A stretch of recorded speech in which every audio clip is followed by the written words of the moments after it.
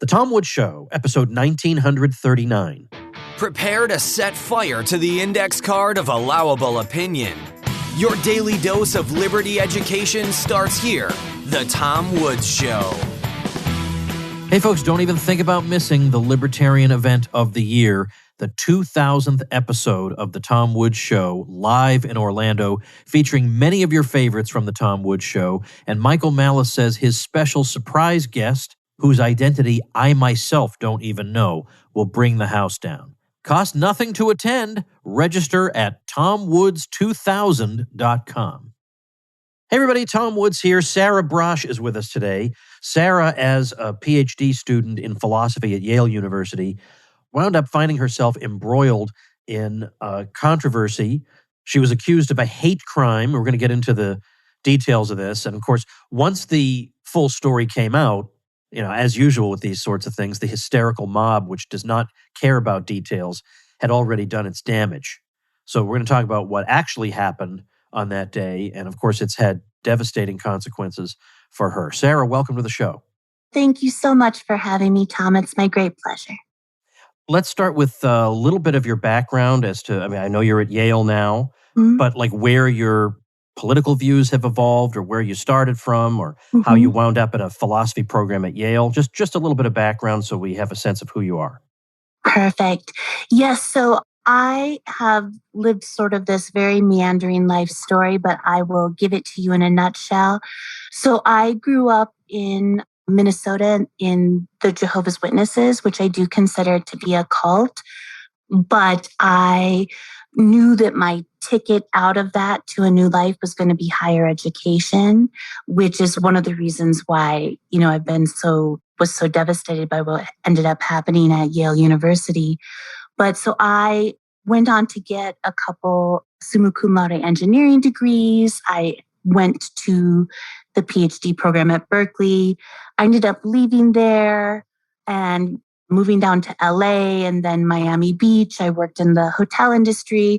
And then I ended up having sort of the, 30-year-old existential crisis and decided to become an international human rights attorney. So I went to Fordham Law School, and then I had some extraordinary experiences while I was at Fordham and immediately thereafter working with Ni Put Ni Soumise, a primarily Muslim women's rights organization in Paris, France. And I had gone with the Human Rights Clinic to Ethiopia to interview Fasil Nahum, who was the then senior legal advisor to the Prime Minister Meles Zenawi. So I had all these extraordinary experiences that led me to want to pursue a PhD in the philosophical foundations of law.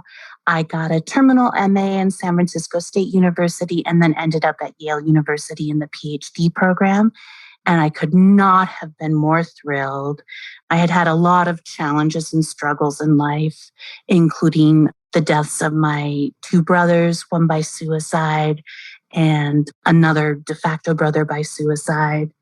So I just was so thrilled. And then, so in my first year in the PhD program at Yale, there was something that happened that sort of just was the tipping point that made the rest of my experience there just sort of go to hell in a handbasket. And so real briefly, I stood up for the federal civil rights, the religious expression rights of an evangelical Black man at Yale. And he was our only person of color job candidate for an assistant professor position.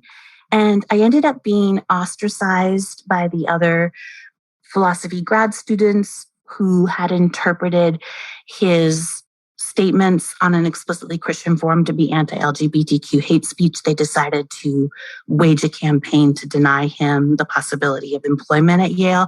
And as a licensed, civil rights attorney and as a deeply committed civil libertarian, I just put my foot down eventually and said, I will not allow you to do this. So they ended up ostracizing me and going to the administration. And, this is what set the stage for everything that followed thereafter. So I was really terribly distraught and I ended up seeking mental health care there at Yale. That's why I have a mental health history. So I was also harassed a couple of times in graduate student housing because I really became widely known and despised across Yale's campus because of this incident. So what ended up happening And the reason why I'm setting the stage for all that, so then we'll jump to spring 2018. Well, okay, so that gives us something about where you're coming from and stuff. That's Would right. would you say, I mean, I know that you describe yourself as not being quote unquote woke, but it's possible to be on the left without being so-called woke. I can think of some people who would fit that description. So is that how you would describe yourself, at least in the past? Well, I think that yes, I think that's appropriate. I considered myself to be a deeply committed civil libertarian who was not woke, but who was working in that social justice milieu. But I saw myself as a reformer from within. So I mean, I was a lifelong Democrat.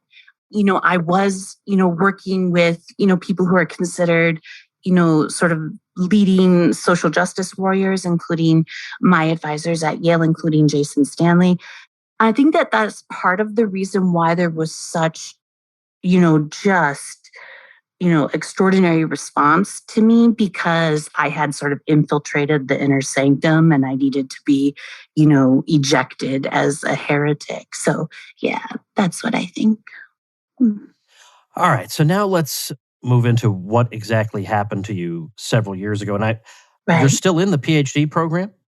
I was. So I was in the PhD program in philosophy at Yale, and I was sort of a social pariah, persona non grata on Yale's campus.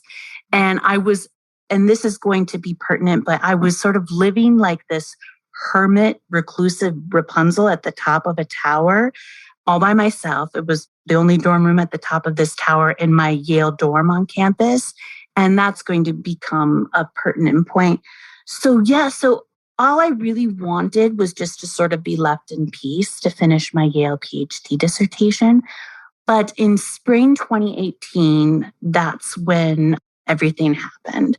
So, what people should probably realize is just that the living or napping while Black incident, of which I'm the purported villain, wasn't something that just took place over a couple of early morning hours on May 8th, 2018. It was something that took place over months. And should I just continue, just tell the story? Yeah, let's hear the story.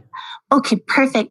So, what really happened is that the inciting, the incipient incident was in February 2018. So, this really was truly just a non event. But I ended up calling the non emergency helpline of the Yale campus police, which at the time was honestly just, construed for the most part as just a wing of campus security, basically.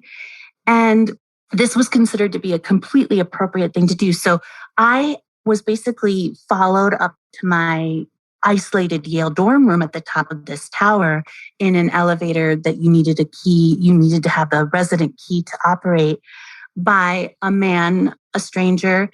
And then what ended up happening is that he, exited on my floor. I sort of hoped that there was something going on. The only other room on that floor, it was technically called a common room, but it was a little used room. And I was hoping that there was something happening in there and he would just go in there and that would be the end of it. And I could enter my dorm room safely. So I ended up doing a little song and dance. And I just thought, well, if I just leave the situation, hopefully it'll just resolve itself. I just didn't want to open my isolated Yale dorm room door in front of a complete stranger. So what ended up happening is that I did end up having to speak to this man and tell him, that he had gained unauthorized access and to ask him to leave. And so then I went into my dorm room and I said, do I really need to call the Yale campus police? I'll just call them just to be on the safe side. The first thing I did was say, I don't even know if I need your help. The officer with whom I spoke said, don't worry, I'll just send someone by just to make sure everything's okay. I said, perfect. And they said that person will come speak with you. So then just to be really concise and brief, what ended up happening is I was the person who was harassed that evening. Yale Housing exonerated me for everything that happened that evening. And then I found out a week later that I was being accused of racism. And in point of fact, now I know that what I had been accused of was a racist hate crime comparable to a lynching, believe it or not. And I believe that this accusation was made by the other students and resident coordinators involved because they were trying to avoid punishment for harassing me.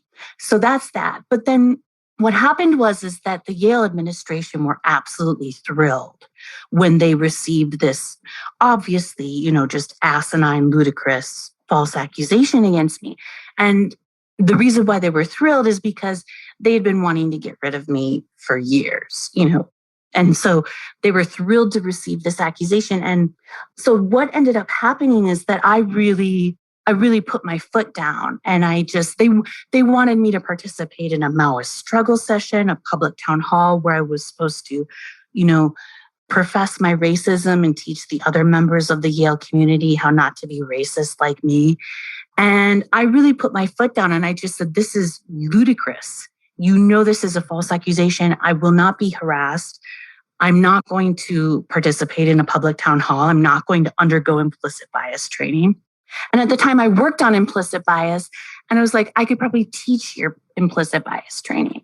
So anyway, what ended up happening is that I ended up being harassed over the next couple of months. And I kept speaking with the administration. I was having meetings with the administration. I was speaking with the Yale campus police. I was begging them to please stop the harassment. So then the culminating event of May 8th, 2018, and I do now refer to what happened as a hate crime hoax. So I was actually in the process of sort of like frantically cleaning my room and trying to pack up.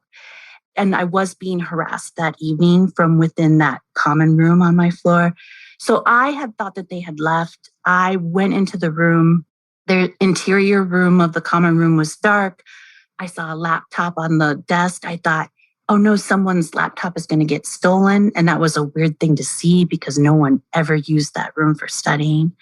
And so I walked into the interior room and I saw what looked like a human form completely obscured by a blanket. And then this was uncharacteristic of me. And it's the one thing that I wish that I hadn't done is that I did turn on the light and confront whomever that was. And I wish I hadn't done that, obviously. I wish I had just gone back to my dorm room.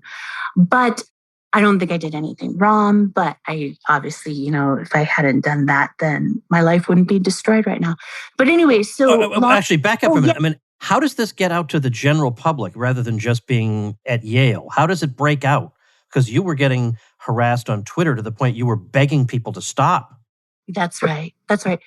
It was literally a global vilification campaign. And so the video was immediately released and by Lolata Siambola, the woman who took the video of me standing in my own, doorway.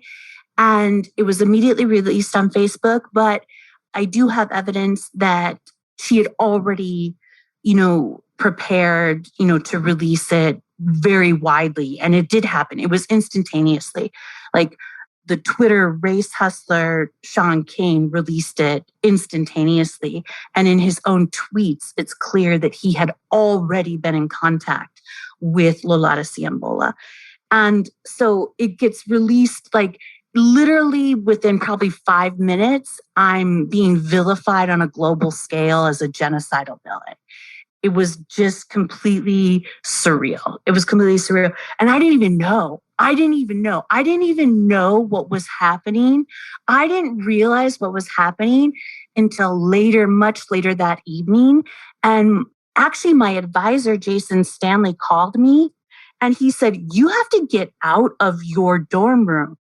You need to leave. It's not safe for you to be there because Ijeoma Oluo, who's the author of So You Want to Talk About Race, the image of my door with the room number on it was being propagated around the world.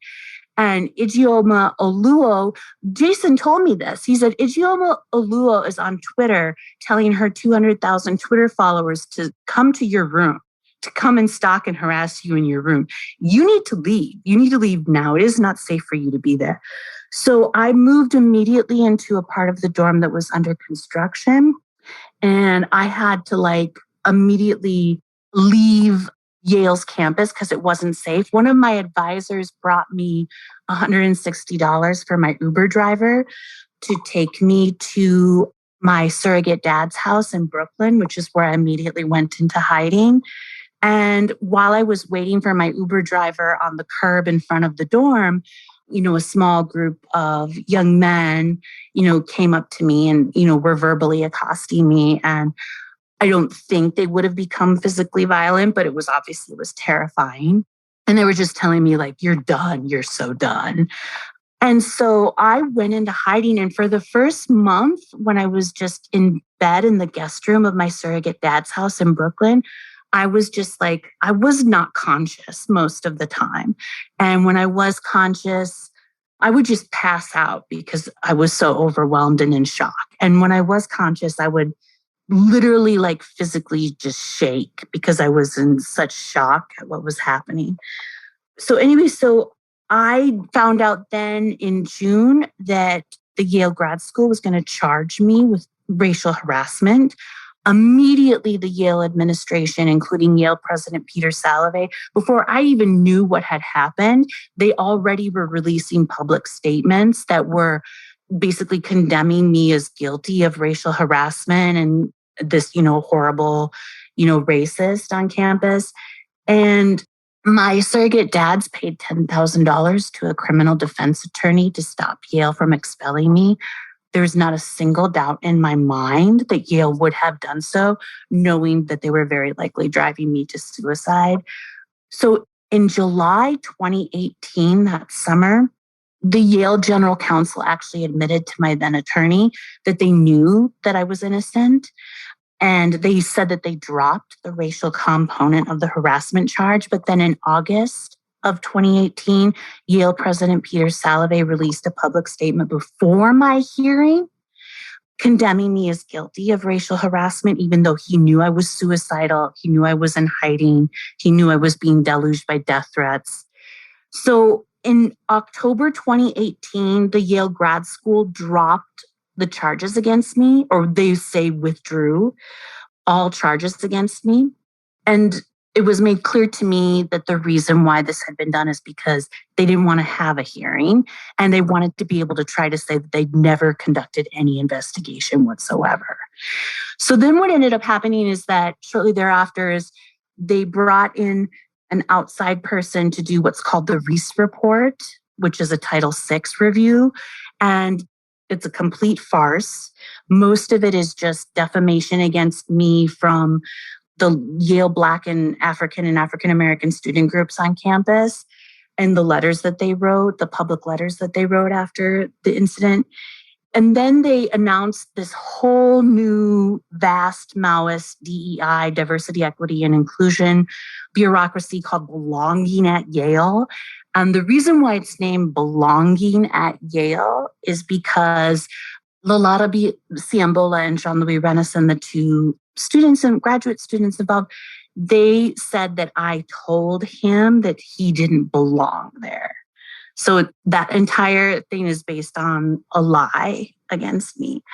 But anyway, yeah, so that's what Yale has done. And in terms of like the global vilification campaign, it's just been, it feels like I'm living in this particularly nightmarish episode of The Twilight Zone. All right, let me jump in and let me ask you, you mentioned in a conversation we had about Jonathan Haidt. Mm-hmm. Now, my understanding, Jonathan Haidt, did he actually contribute to this by claiming that what you had done was clearly and obviously racist? Yes. Okay, so now Haidt is the guy behind Heterodox Academy. Yes. And it just goes to show, as far as I can see, that these people like Haidt, who portray themselves as the reasonable liberals who are the middle of the road and they're going to be reasonable and stand up against the crazies. Okay, that just doesn't impress me because when push comes to shove, they're just unreliable. And he did something to you. He's in a position of power in academia, and he did something to you that you couldn't possibly return because you're not in a position of power. Right. And he has not apologized. No, you are exactly right. He defamed me on Sam Harris's podcast. He defamed me in the New York Times book review podcast. Yes. And he actually, and I have screenshots, which I've made public. And actually James Lindsay, who has been so kind and extraordinarily supportive to me. He actually retweeted that for me and it got some like 30,000, 35,000 views. And I'm so grateful. So I actually made public screenshots of Jonathan Haidt's ongoing smear campaign against me. And it's clearly a prepared statement. And I can give you the screenshots. You can post them with the episode. But it's clearly a prepared statement that he gives out to anyone who asks him about me. So, and he also defamed me. He also called me crazy when he was questioned about me by the journalist Kathy Young at a fire org event. And of course, he wrote with Greg Lukianoff, the head of the fire org, he wrote The Coddling of the American Mind. That's right. And what's so extraordinary about this, what's so extraordinary about what he did is that it was during the fall 2018 book tour for The Coddling. So in The Coddling, Jonathan Haidt speaks at length about how, social media moral outrage mobs drive private citizen nobodies to suicide. And he obviously speaks at length against, cancel culture and students, especially on college campuses, being so hypersensitive that, they even interpret, mere language as violence. So that's what The Coddling is about, right? And Jonathan Haidt on the fall 2018 book tour for The Coddling basically participated in a social media moral outrage mob against me. And one thing I would like to point out is that I just don't believe for a second that Jonathan Haidt didn't know who I was and that I was innocent, because I was also the social psychology PhD student of Tom Tyler at Yale and specifically at Yale Law School. And he's the father of procedural justice. And I don't know that they've actually worked together, but of course they know one another. And also, I know that Jonathan Haidt knows Jason Stanley very well, especially through the Heterodox Academy. So I just can't believe that he didn't know who I was. And I can't believe that he didn't know I was innocent. And I just can't believe that he didn't just reach out to any number of persons, to ask about me if he had any question. So yeah, I really just see what he did as being a repudiation of everything he's done, of The Coddling, of Heterodox Academy, of the Fire Org. It's really just mind-boggling that he did this. I was in shock when I found out that he had done this to me. I was in complete shock. And to this day, he continues to smear me behind the scenes. Yeah, it's unbelievable. I think sometimes people do this. Well, I mean, there are a lot of possible motives, but one is to show the rest of the world how pure they are. And then also when you're Jonathan Haidt, whom I've had on my podcast, you're somebody who, normal people recognize that you're trying to be middle of the road, but the fanatics can't stand somebody who's middle of the road. So in order to prove to the fanatics that he's still a good guy, he's got to throw the occasional person under the bus. And you think that's going to make them think Jonathan Haidt is a good guy? You think he won any friends by doing this to you? Of course not. So it goes to show he doesn't understand his own opposition at all if he thought that sacrificing you was going to get him anything. Right. And I think you're exactly right. And I think that I was perceived not only at Yale, but I was perceived by many in the ostensibly anti-woke and anti-cancel culture camp, like Jonathan Haidt. I was perceived as a suitable sacrifice to the woke gods because, they saw me as this nobody, poor white trash interloper, no resources, no connections. And also, I think a big part of this story, I know that there were people who used me as a proxy. They used me as a proxy to attack Yale. They used me as a proxy to attack my advisors, most especially Jason Stanley. But I also think that what happened was that the first real sort of truthful, decent news piece about me came out in the spring of 2019, and it was from the Post Millennial, which is, I guess you might want to refer to it as like a conservative news outlet, online news outlet. It's Canadian, actually, but they cover a lot of US news, of course.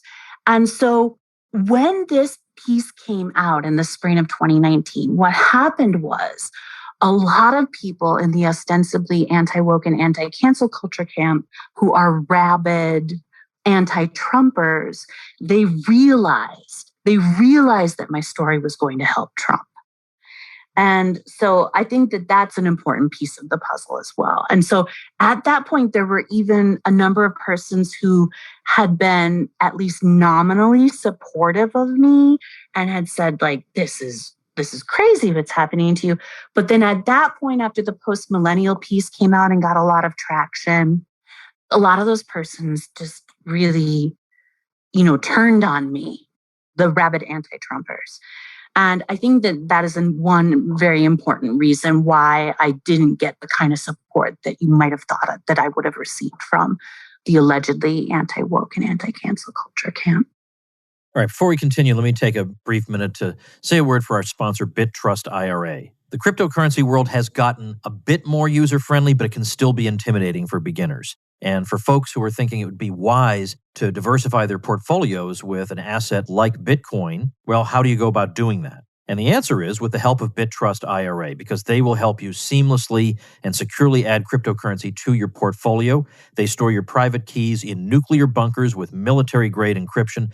They have a 24/7 trading platform with no minimum investments and unlimited trades, plus a team to help guide you along the way if you have any questions. They also offer the lowest trading fees in the industry. So go to bittrustira.com/woods today to learn more. And for a limited time, BitTrust IRA is waiving the sign-up fee for Tom Woods Show listeners. That's a $50 value. That's bittrustira.com/woods. BITTRUSTIRA.com/woods. Have your political views changed as a result of any of this? What I'll say is I was a lifelong Democrat. I am no longer. The Democratic Party, Joe Biden's administration in particular, including during his presidential campaign, they were incredibly abusive of me. And Kristen Clark, who is the new head of civil rights at the Justice Department, she repeatedly tried to mob me to suicide on Twitter. And I just think I tried so hard to get some traction on that point because I was like, this is not possible. She's going to be the head of civil rights at the Justice Department. This Federal Civil Rights Act is not going to survive the Biden administration. I believe that completely. I mean, if it survives, it will be in name only. And already, I think it doesn't protect white people in any meaningful sense because I begged the OCR, the Office of Civil Rights. I begged them to open an investigation at Yale. And I appealed and they just refused. And so so Kristen Clark is the new head of civil rights in the Justice Department. And I tried so hard to get traction on this point when she was being confirmed. But she literally subjected me to trial by Twitter without due process. She repeatedly tried to mob me to suicide and cite mobs against me on Twitter.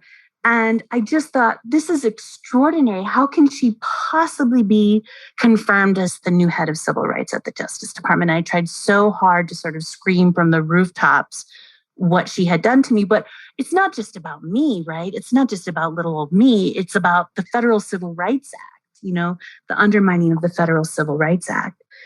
But yes, I'm no longer a Democrat. I'm registered as an independent. I think everyone should walk away from the Democratic Party.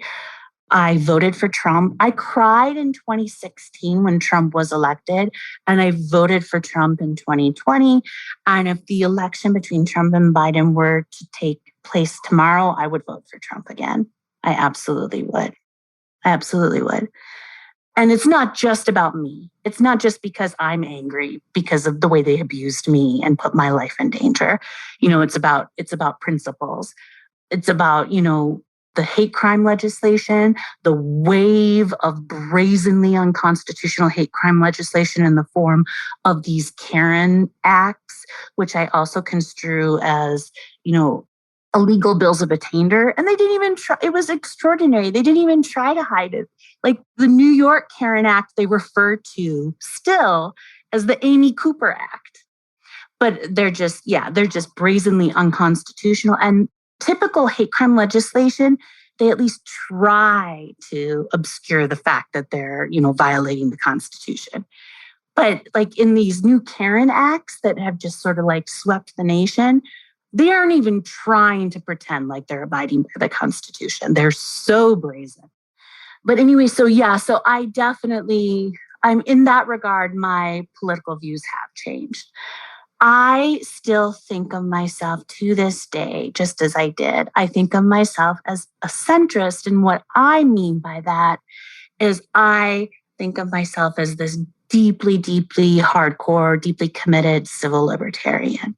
And that's actually what my whole PhD dissertation at Yale really and truly is about, how do we create these robust social institutions that guarantee civil liberties for one and all? Yeah.